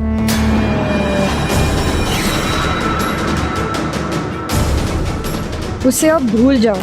वो मेरा पुत्र है, उस पर मेरा अधिकार है।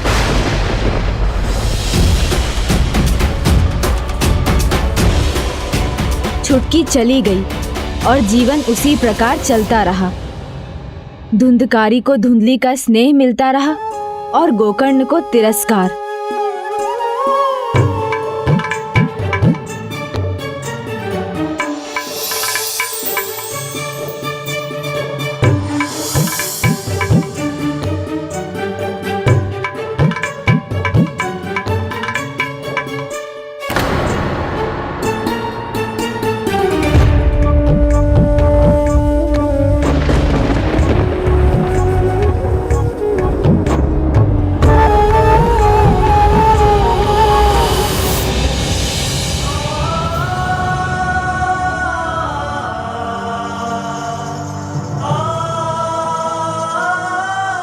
वो धुंधकारी की जूठन खाता था, उसके उतारे वस्त्र पहनता था।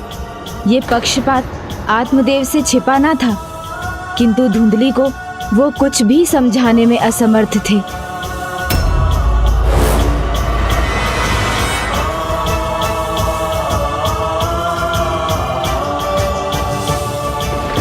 भोजन के लिए जूठन और पहनने के लिए उतरन धारण करने को विवश गोकर्ण कभी निराश नहीं हुआ और इस प्रकार एक और गोकर्ण वेद उपनिषद आदि का पाठ कर ज्ञानी युवक बना, जिसके लिए धर्म कर्म ही सर्वोपरि था।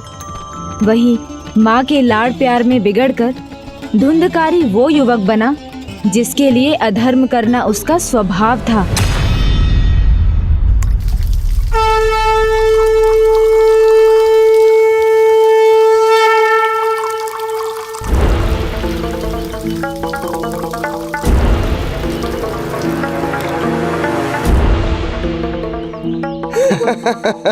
करो करो मित्रों, मदिरा पान करो, आनंद लो जीवन का।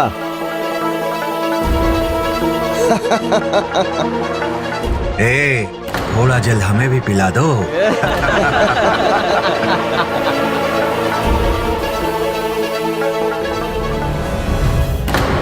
लो देखो, हम यहाँ आते हैं सुंदरियों के दर्शन करने और ये मेरा मूर्ख भ्राता गोकर्ण, ये आता है वृद्धाओं की सहायता करने के लिए। अब इस जल से मैं प्रभु का जल अभिषेक करूंगा। ओम नमः शिवाय, ओम नमः शिवाय। भ्राता गोकर्ण, मदिरा थोड़ी कड़वी है, थोड़ा जल इसमें भी तो डाल दो। भ्राता, ये जल शिव अभिषेक के लिए, तुम्हारी मदिरा के लिए नहीं।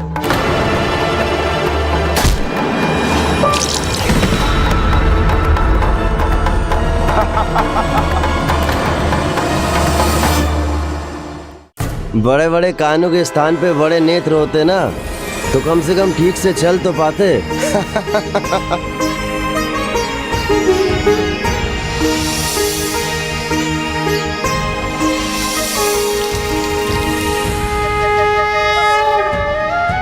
बहुत प्यास लगी है, थोड़ा जल मिलेगा? ए वृद्ध ऋषि, ये बस धर्म कर्म करता है, ये तुम्हारी प्यास नहीं बुझाएगा। प्यास बुझानी है तो मेरे पास आओ। प्यासे को जल पिलाने से बड़ा कोई धर्म नहीं। शास्त्रों में भी इसका महत्व शिव अभिषेक के समान है, किंतु आप नहीं समझेंगे। लीजिए ऋषिवर। ये गौ के कण वाला मेरा अपमान करे, ये मैं नहीं सहूंगा।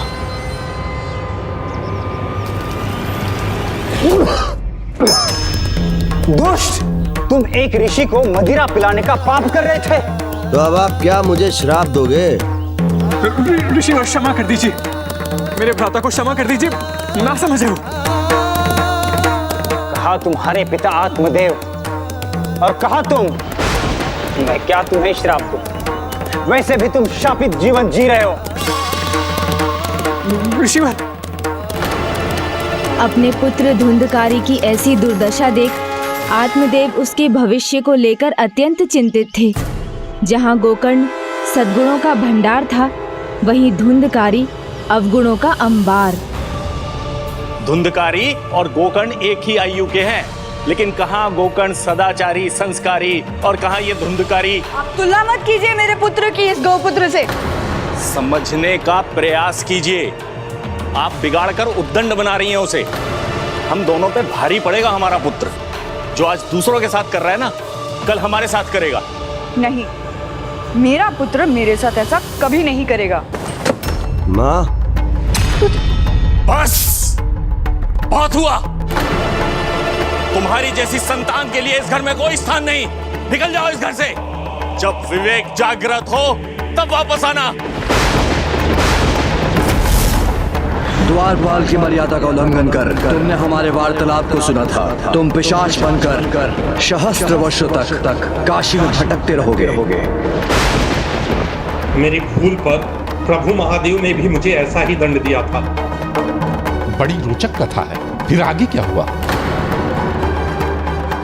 फिर जो घटना घटी उससे आत्मदेव के जीवन की दिशा ही बदल गई।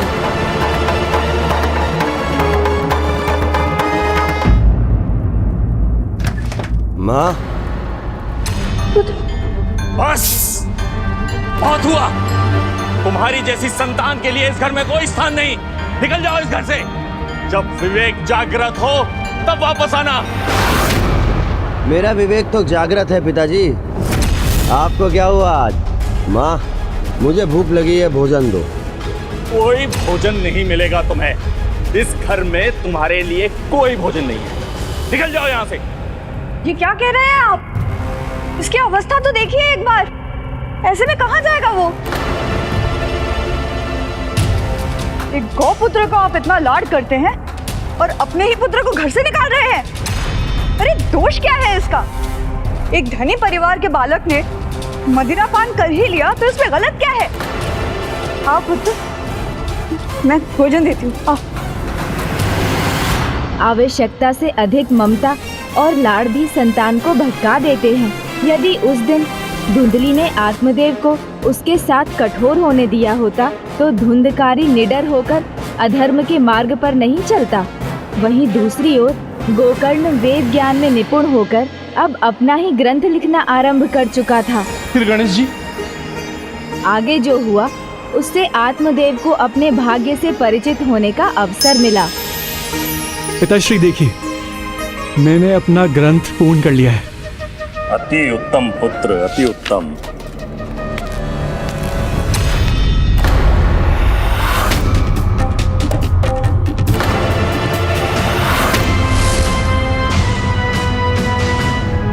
यदि भ्राता धुंधकारी ने फिर कुछ अनुचित कहा या किया तो पिताजी पुनः क्रोधित होंगे। अतः मुझे ही इस परिस्थिति को संभालना होगा। पिताजी ये देखिए ना, ये देखिए। अरे व्यर्थ की बातें करने से कुछ नहीं होने वाला आप दोनों का।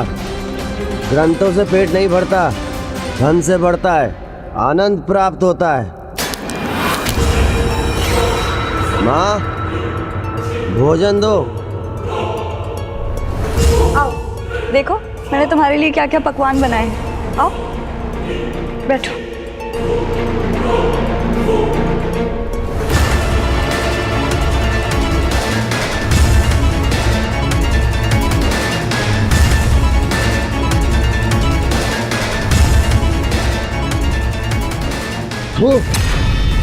कैसा बेस्वाद खाना है ये। वृद्धा हो गई हैं आप, या तो भोजन बनाना भूल गई हैं। अरे ये तो पशुओं के लिए ही ठीक है। ले जाइए इसे और खिला दीजिए अपने गौकर्ण को। धुंधकारी, पिताश्री, माता पिता का सम्मान नहीं कर सकते तो मत करो। भोजन का तो सम्मान करो जिससे तुम्हें जीवन मिलता है। सीखो कुछ अपने भाई से। सीखूं? इस पशु से जो मेरा जूठा खाता आया है, उससे भोजन का सम्मान करना सीखूं? हाँ, गोकर्ण को जो मिलता है वो प्यार से खाता है। तुम्हारी तरह भोजन व्यर्थ नहीं करता। रहने दो पुत्र, रहने दो। इतना क्रोध मत करो। मैं तुम्हारे लिए कुछ और स्वादिष्ट बना लाती हूँ। नहीं माँ, सुना नहीं आपने पिताजी ने क्या कहा कि भोजन को व्यर्थ नहीं करते, भोजन का सम्मान करते हैं। तो मैं पिताजी को भोजन कराता हूँ। अरे पिताजी, तो आप ही कीजिए ना भोजन का सम्मान। व्यर्थ नहीं करते पिताजी, सम्मान करिए भोजन का, सम्मान करिए। भ्राता,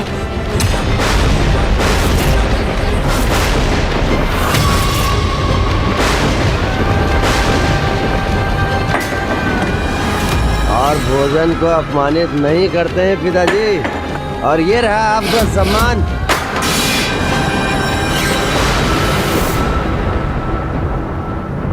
विधि के, नियति के विपरीत जाकर सुख प्राप्ति का प्रयास दुख ही लाता है। एक पुत्र धर्मात्मा, दूसरा इतना अधर्मी। ऐसे अधर्मी पुत्र को तो घर से ढकेल के निकाल देना चाहिए। बड़ी रोचक कथा है। फिर आगे क्या हुआ? क्या धुंधकारी इस कथा में पिशाच बना?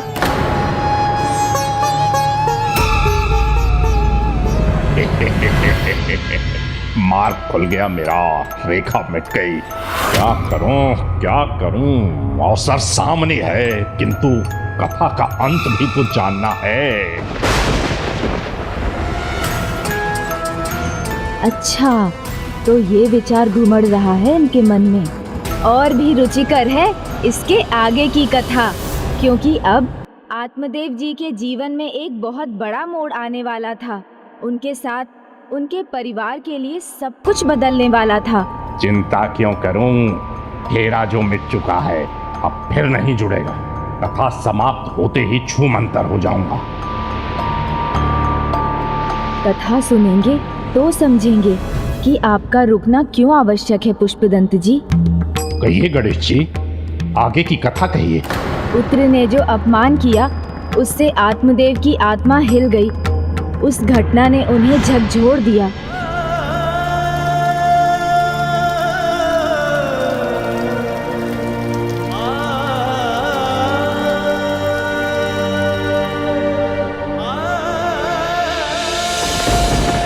पिताश्री, जब नशे के कारण किसी का मस्तिष्क ही उसके वश में ना हो, तो उसकी बातों का बुरा क्या मानना। भ्राता धुंधकारी को तो ज्ञात भी नहीं होगा कि उसने क्या किया है और क्या कहा है।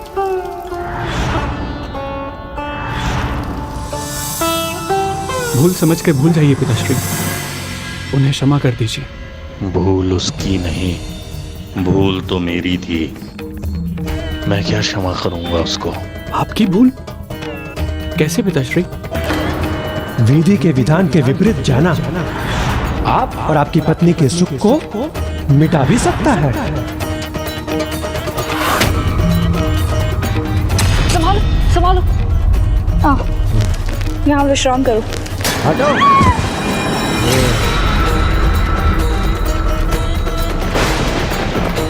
पिताश्री, आप कोई भूल कैसे कर सकते हैं? पुत्र मोह ही मेरी सबसे बड़ी भूल थी। विधि के विधान के विरुद्ध पुत्र जो चाहा था मैंने, उसी का परिणाम है ये। ऐसे पुत्र से तो पुत्रहीन ही रहना बेहतर था। पिताश्री, जीवन देना तो पुण्य कर्म है, इसमें आपका कोई पाप नहीं, कोई दोष नहीं। आपने हम दोनों को समान शिक्षा दी, धर्म पथ पर चलना सिखाया, किंतु कौन से पथ का कौन चुनाव करेगा, ये आप निर्धारित कैसे कर सकते हैं? भ्राता सुपथ से भटक गए, किंतु मैंने आपके दिए गए विचारों का पालन किया और मैं ज्ञान साधना में इतना आगे बढ़ गया। वंश भी संतान से नहीं, अच्छे विचारों से ही आगे बढ़ता है। इसीलिए केवल भ्राता का विचार कर अपने मन को दुखी मत कीजिए।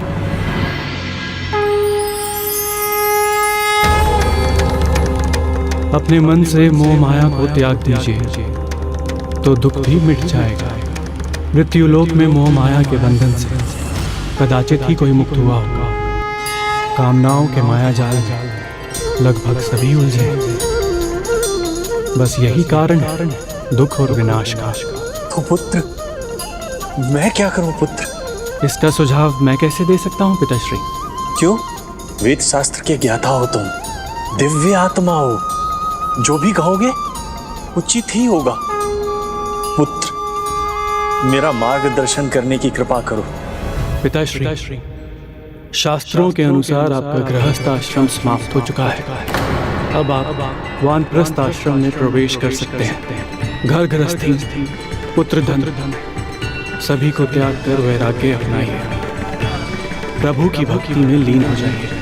मुक्तिदाता आपको दुखों से मुक्ति देंगे। भक्ति से ही मुक्ति मिलती है। आपकी नियति, आपका भाग्य प्रभु भक्ति है।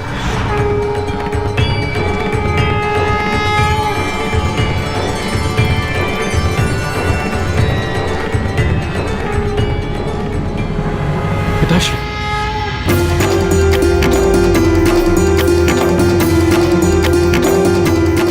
मेरी आंखें खोलने के लिए अनेकों धन्यवाद पुत्र। पुत्री नहीं, गुरु हो तुम मेरे। तुमने उचित कहा, वानप्रस्थ ही अब मेरी नियति है। मैं वन की ओर प्रस्थान करूंगा। तुम अपनी माँ से पूछ लो, क्या वो भी मेरे साथ जाएंगी? नहीं जाऊंगी, मैं कहीं नहीं जाऊंगी। एक गौ का बछड़ा कुछ भी कहेगा और मैं मान लूंगी। मैं नहीं आने वाली इसकी बातों में।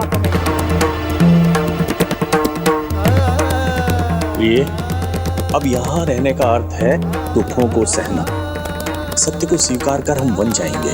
नहीं, आपको जाना है तो आप जाइए, मैं यहीं रहूंगी। कुछ दिनों में पुत्र का विवाह होगा, पुत्र वधू आएगी, मेरी सेवा करेगी, मैं ये सारे सुख भोगूंगी। पुत्र ही अपमान करेगा तो पुत्र वधू कैसे मान रखेगी तुम्हारा? सम्मान करेगा। मेरा पुत्र मेरा सम्मान करेगा, मेरी बहुत सेवा होगी, मुझे कोई कमी नहीं होने देगा पुत्र धुंधकारी। वर्षों पहले पुत्र मोह में मैंने एक भूल की थी, आज तुम भी वही भूल करने जा रही हो। भूल मैं नहीं, भूल आप कर रहे हैं स्वामी। जिसका उद्देश्य परिवार में फूट डालकर सब कुछ हड़प लेने का है, उसकी बातों में आकर आप भूल कर रहे हैं। किंतु मेरे रहते ये कुछ हड़प नहीं सकेगा।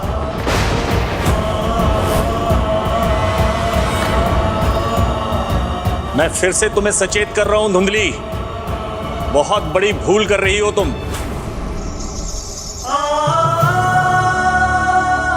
पिताश्री, मैं आपके साथ चलता हूं। नहीं पुत्र गोकर्ण, तुम मेरे साथ नहीं चल सकते। यहां तुम्हारी मां अकेली है। धुंधकारी तो मदिरा के प्रभाव में मर्यादा की कौन सी सीमाएं लांघ जाए कौन जानता है। जो अपने ही वश में नहीं रहता वो कुछ भी कर सकता है। मुझे एक वचन दो, जब तक तुम्हारी मां धुंधली यहां पर है तब तक तुम उसे छोड़कर कहीं नहीं जाओगे।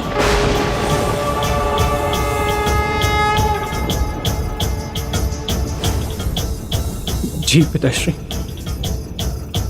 पिताश्री, श्रीमद् भागवत के दशम कांड का पाठ कीजिएगा। स्वयं प्रभु परम श्री कृष्ण से मिलाने में यह पाठ आपकी सहायता करेगा।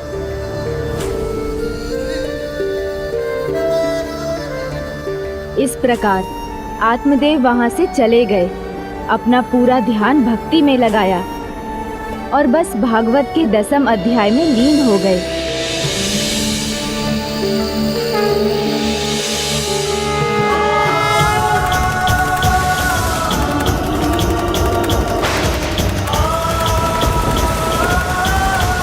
कर्म अच्छे हों और पूजा में सच्ची भक्ति हो तो उसका फल अवश्य और शीघ्र मिलता है। उसी प्रकार सच्ची श्रद्धा से भागवत कथा में लीन आत्मदेव की भक्ति भी फलित हुई।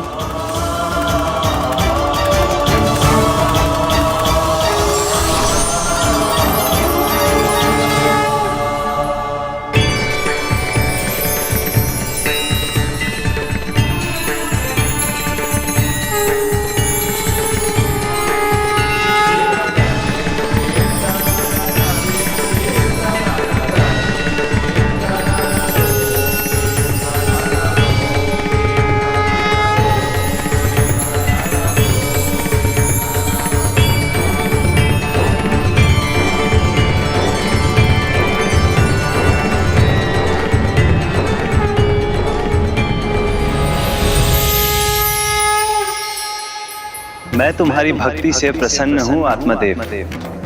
कहो क्या वरदान चाहिए तुम्हें?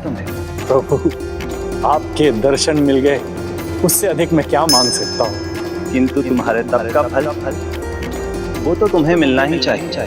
तो प्रभु मुझे ये वरदान दीजिए कि मैं आप में समाहित होकर आपसे ही एकीकार हो जाऊं। तथास्तु।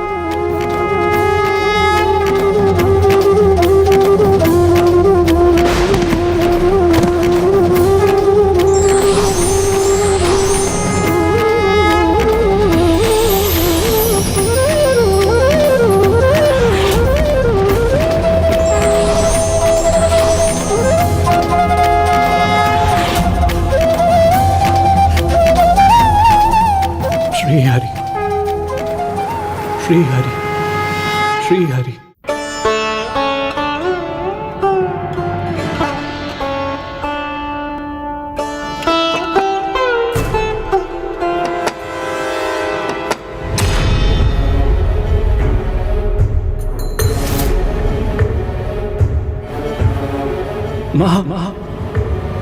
पिताश्री को इस संसार से मुक्ति मिल गई। माँ दुखी मत होइए, ये तो पिताजी के लिए सौभाग्य की बात है। उन्हें परम श्री कृष्ण का धाम मिला। माँ माँ माँ माँ माँ दुखी मत होइए। माँ माँ माँ माँ माँ द्वार खोलिए। माँ माँ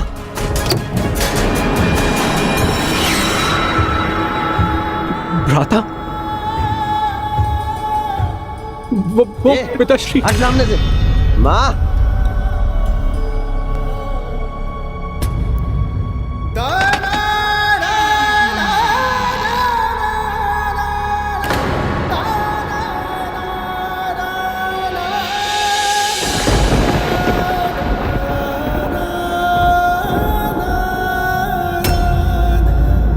पुत्र, तुम्हारे पिताजी। ये रोने धोने का स्वांग बंद करो। कोई जीवित है या नहीं इससे नहीं, बस मुझे इससे अंतर पड़ता है कि जब मैं कहूँ मुझे भोजन चाहिए तो भोजन मिलना चाहिए, अन्यथा इसका परिणाम क्या होगा इसकी किसी ने कल्पना भी नहीं की होगी। इसलिए शीघ्र भोजन लाओ।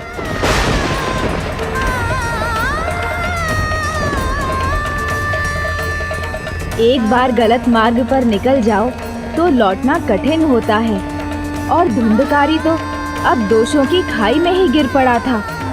वो अंधकारी खाई जो उसे महाप्रेत पिशाच बनने की ओर ले जा रही थी।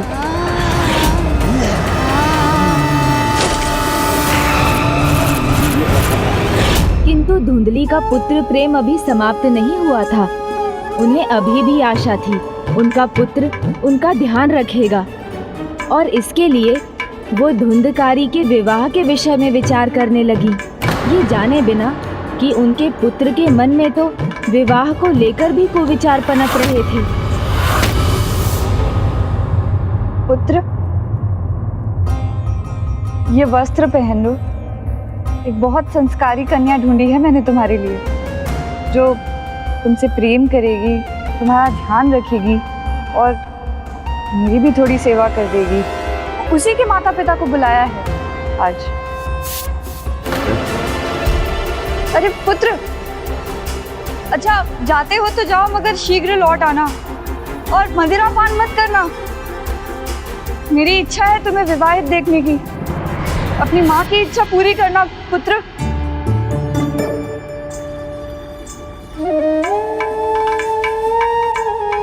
आपका घर तो बहुत अच्छा है, किंतु आपके पुत्र से भी भेंट हो जाती तो? बस थोड़ी देर और प्रतीक्षा कर लीजिए, मेरा पुत्र बस आता ही होगा।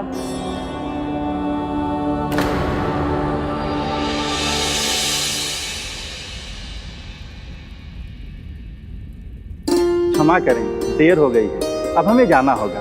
आप कहें हम कल फिर से आ जाएंगे। बस कुछ समय और रुक जाइए, मेरा पुत्र बस आता ही होगा। आता होगा नहीं माँ, आ गया। आओ मेरी पंचरत्नों, मुझे संभाल लो।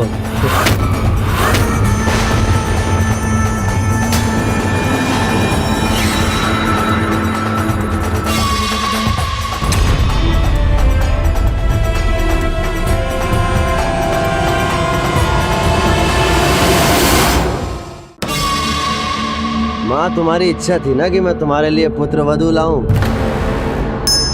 देखो मैं तुम्हारे लिए कितनी पुत्र वधुएं लेकर आया हूं। स्वागत नहीं करोगी इनका?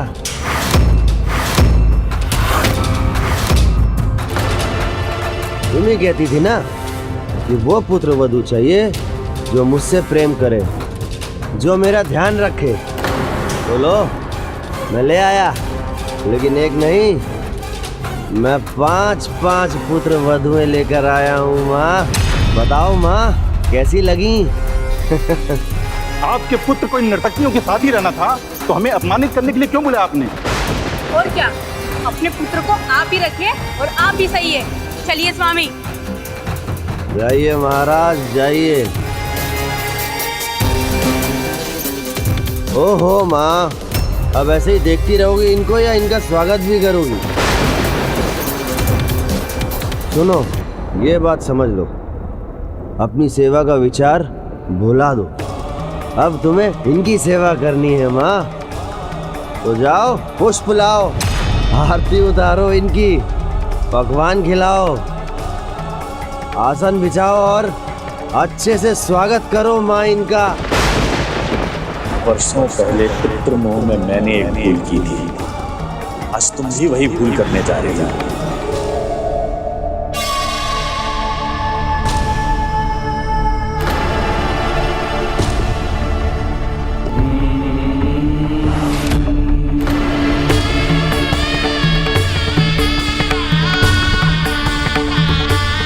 अंततः वो घड़ी आ ही गई जब धुंधली को ये आभास हुआ कि संतान की परवरिश में अत्यधिक लाड़ प्यार और अनुशासनहीनता से दुखद परिणाम ही प्राप्त होते हैं।